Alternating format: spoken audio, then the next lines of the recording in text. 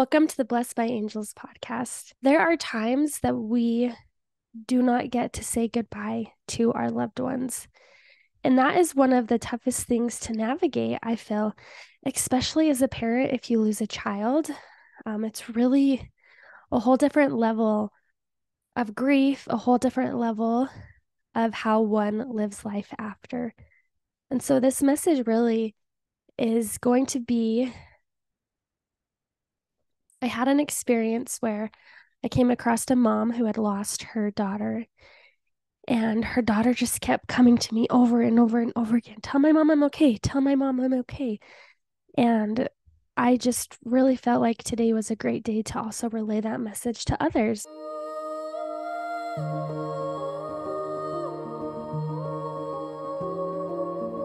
Welcome to the Blessed by Angels podcast. My name is Jenn Gilbreth. Ever since I was a little girl, I have felt deeply connected to the angelic realm. Over the years, I have dedicated my time and energy towards delivering messages from beyond. Yes, that's right. I talk to dead people, although I don't necessarily consider them dead. In many ways, they are much more alive than us in this physical realm. On this podcast, I will be channeling messages from spirit. Whether you tune in each week for the new messages, or feel like picking a message at random, this podcast is designed for Spirit to lead you to the messages for you here and now. These messages have changed the way I view and play in life. I hope that these messages can do the same for you.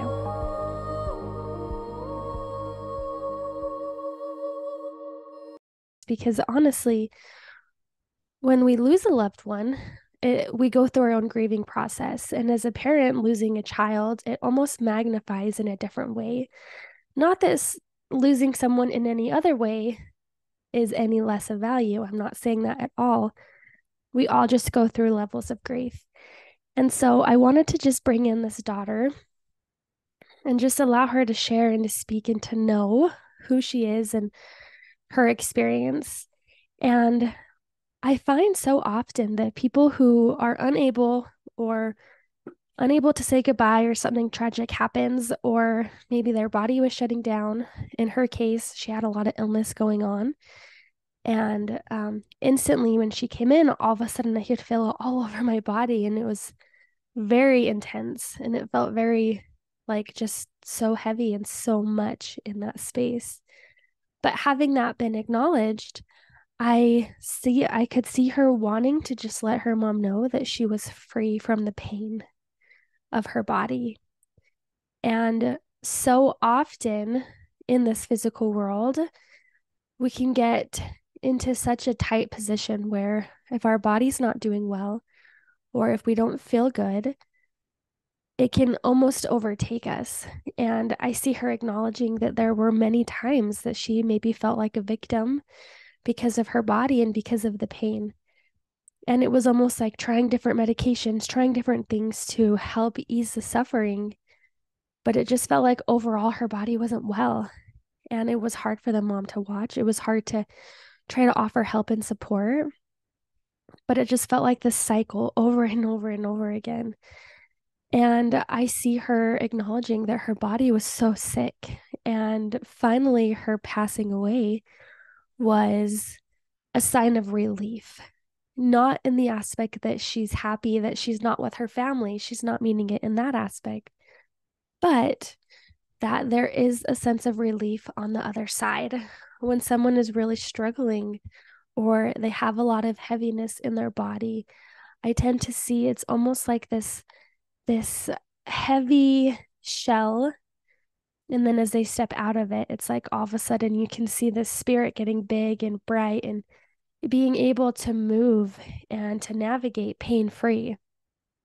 And I just kept hearing her say, tell my mom I'm okay. Tell her I don't have any pain. I can play softball again. I can run. I can leap.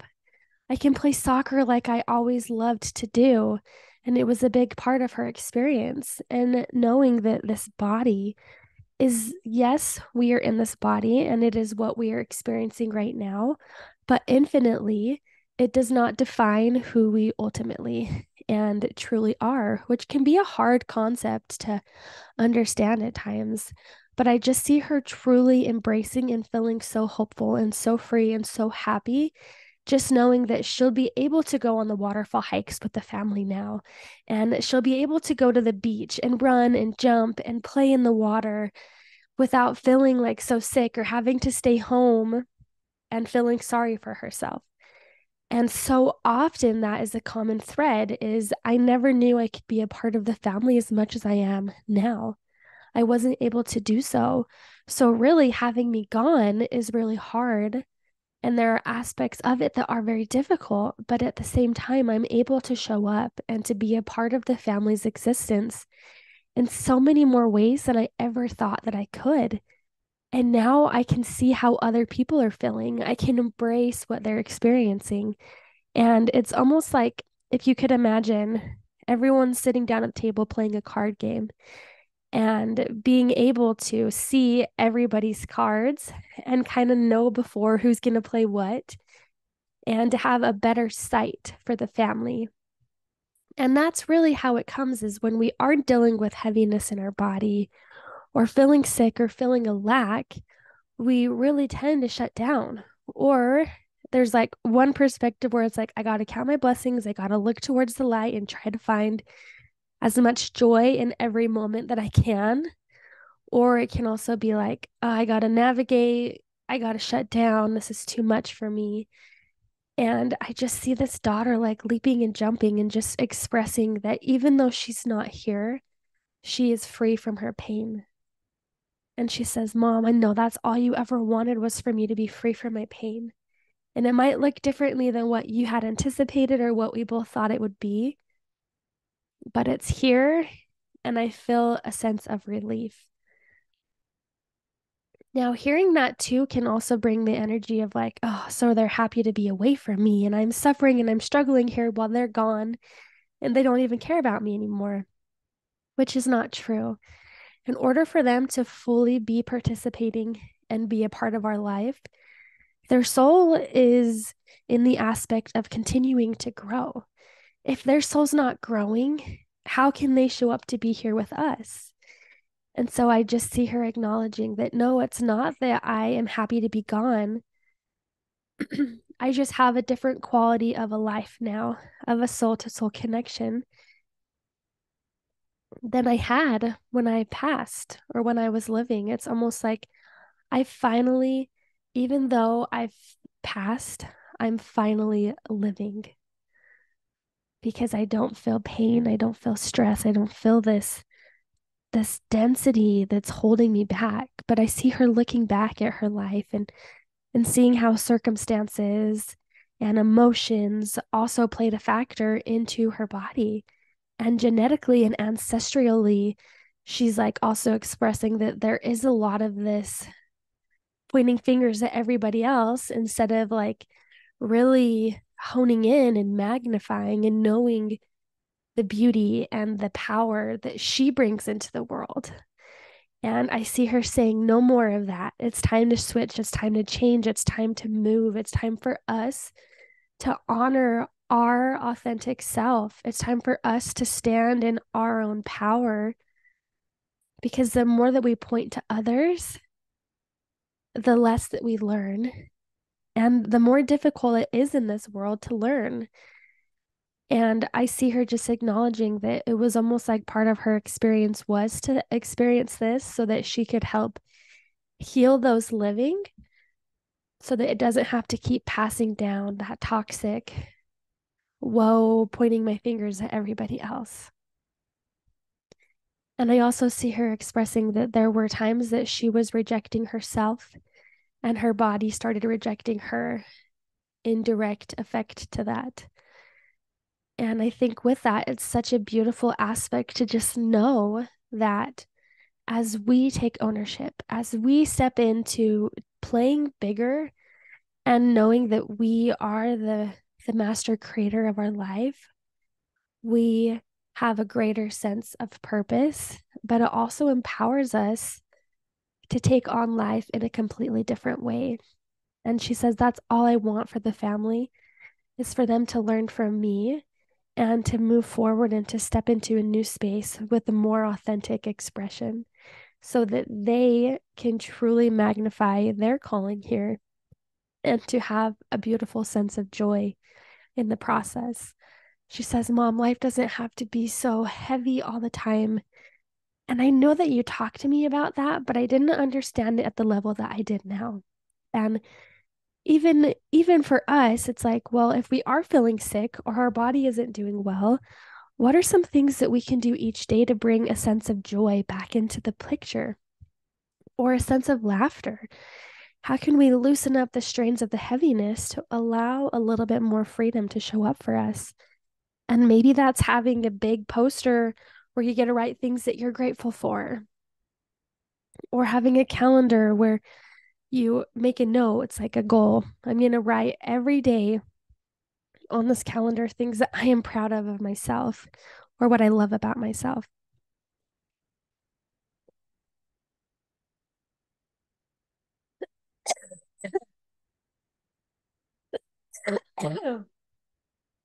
It is in these times that we really can hone in and magnify the purpose of why we're here.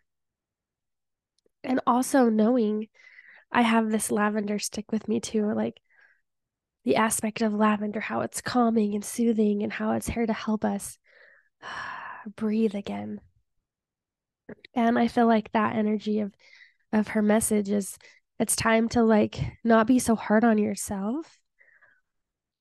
But there's an aspect of if we are so hard on ourselves or not hard enough on ourselves, then we lose sight of action, of why we're here, of making the most of this time. And that's part of this human journey is to remember what we are doing and have those connections. But what we experience does not define who we are. It's part of our journey, but it does not define us. And she says, Mom, my illnesses do not define who I am.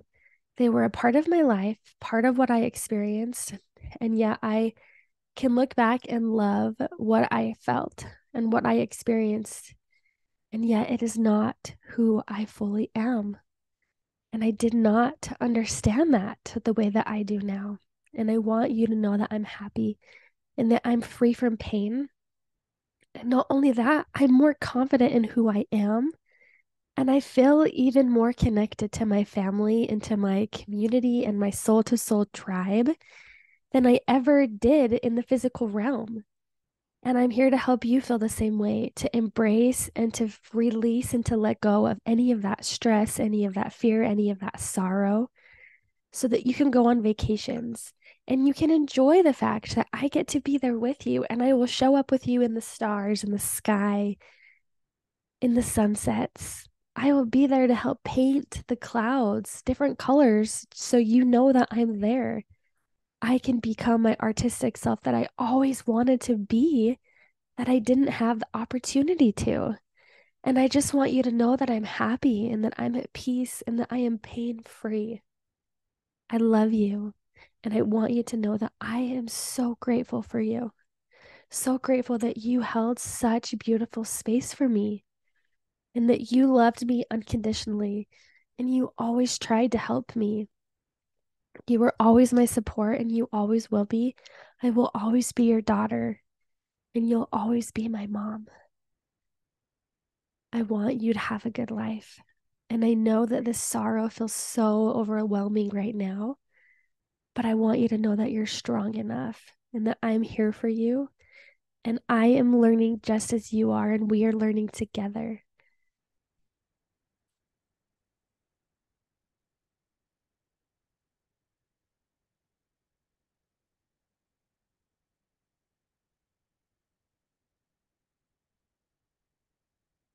And as we're delivering this message, I keep seeing this box in my mind.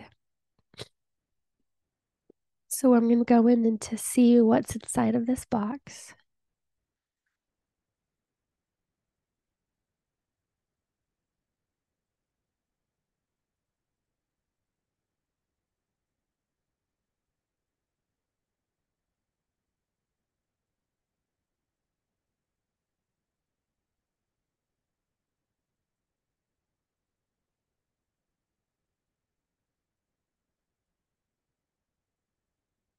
And as I see this box, I'm drawn into all the different kinds of makeup and the lip gloss. It's like smackers and all different kinds of lip glosses that she had and that she tried and collected.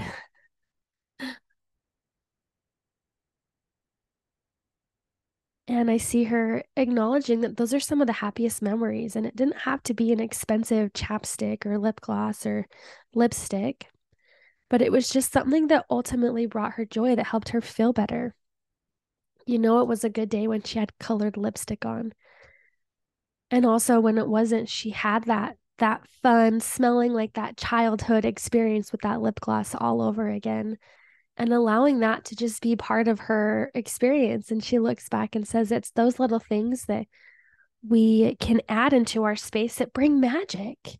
You know, it's like if something makes us excited and it's part of this expression of who we are, instead of making it bad and wrong, we can give ourselves permission to embrace the magic. That doesn't mean you have to go buy 1,000 lipsticks if you don't want to, or if your budget doesn't allow. But it's the aspect of like, what can I do to invite magic into my life so that I can find joy, even if my body is suffering, even if I'm in a lot of pain, or that may be in the body, the mind, or even the soul.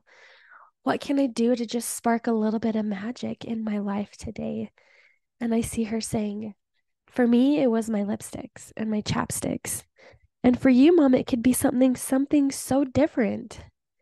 And maybe it's collecting rocks or heart rocks, or maybe it's not collecting anything. Maybe it's getting rid of shit.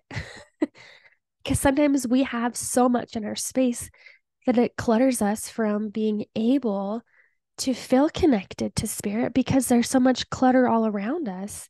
And if there's clutter all around us, more than likely there's clutter in here that's going to stop us from being able to have those divine connections. And so I just see her wrapping this mom in lavender and soothing and calming and helping her come to the core of who she is. It's time to let go of the things that don't serve you. It's time to let go of the shoulda, woulda, couldas. How come I didn't know this? What if I'd done something different? Could I have done enough? And she says, stop asking yourself that. You are not responsible for my passing. You're not. Even though it's really difficult to understand, you have such a beautiful part of my heart and my soul forever and always. And I want you to be able to let go of that stress. Should I, woulda, coulda? No, it is what it is. It was for a purpose, and my soul is exactly where it needs to be. I'm here to help you embrace your soul's expression, and your soul's experience. I love you, and I want you to have the best life possible, just like you gave me. Having that been said, I wanted to thank this beautiful woman for coming forward and to just share these messages of hope and of healing and of insight, because truly it can help us embrace being human so much more. So thank you so much for listening to this message on Blessed by Angels podcast. Thank you for tuning in to the Blessed by Angels podcast. It is such an honor to deliver these messages from beyond. If you want to connect deeper to your angelic realm and the support team that you have, I have a plethora of resources on my website at blessedbyangels.org. And of course, I'll leave the link in the show notes. You are connected to the divine. Having divine connection is an innate ability that each and every one of us have. Before we came here, we were spirit. And after we leave this realm, we are introduced back into the spirit world. So having spirit-to-spirit conversations and knowings and understandings are innately and infinitely who you truly are. When we step into this body, we tend to forget. We are not separated from the divine. There is just a lack of remembrance. Thank you so much for being a part of this podcast, and I look forward to delivering more messages from beyond.